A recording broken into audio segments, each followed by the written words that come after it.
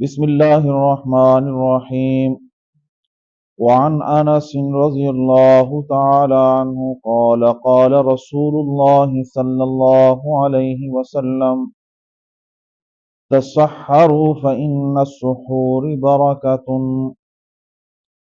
رواہ بخاری۔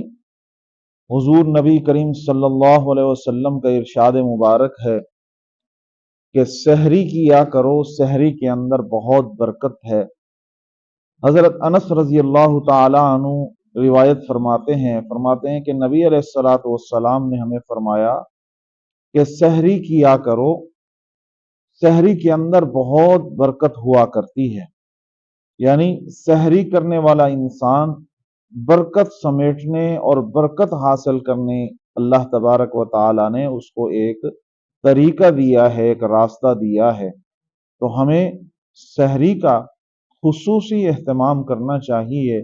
بلکہ ایک اور جگہ پہ ارشاد باری ہے، نبی علیہ الصلوۃ والسلام ارشاد فرماتے ہیں ان اللہ وملائکتہ یصلون، جس طرح فرشتے اور اللہ آپ علیہ الصلوۃ والسلام پر درود بھیجتے ہیں، اسی طرح اللہ اور اس کے فرشتے سحری کرنے والے انسان پر بھی درود بھیجتے ہیں۔ تو یہ بہت بڑی برکت اور فضیلت والی بات ہے سحری کا کرنا، کیونکہ ایک تو یہ وہ وقت ہے کہ جس کے اندر اللہ تبارک و تعالی انسانوں کی دعاؤں کو قبول فرماتے ہیں۔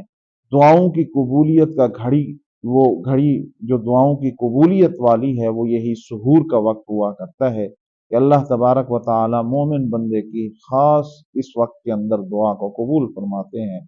اور حدیث پاک کے اندر آتا ہے کہ اللہ تبارک و تعالی ساتویں آسمان پر آ کر سحری کے وقت اپنے فرشتوں کو یہ حکم فرماتے ہیں کہ جاؤ تلاش کرو کہ کون سا میرا بندہ مجھ سے دعا کر رہا ہے، طلب کر رہا ہے، میں اس کی دعاؤں کو قبول کروں، اس کی طلب کو پہنچاؤں۔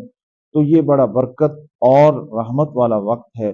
ہمیں صرف اس کو کھانے اور پینے کے اندر یوں ہی نہیں گزارنا چاہیے، بلکہ جس طرح ہم سحری کریں اسی طرح اللہ سے استغفار، دعا، توبہ اور اللہ سے اپنی ضرورت حاجت طلب کریں، وہ رب ضرور ہمیں عطا کرے گا۔ اللہ ہمیں سحری کے برکت نصیب فرمائے اور ہمیں سحری کرنے والا بنائے۔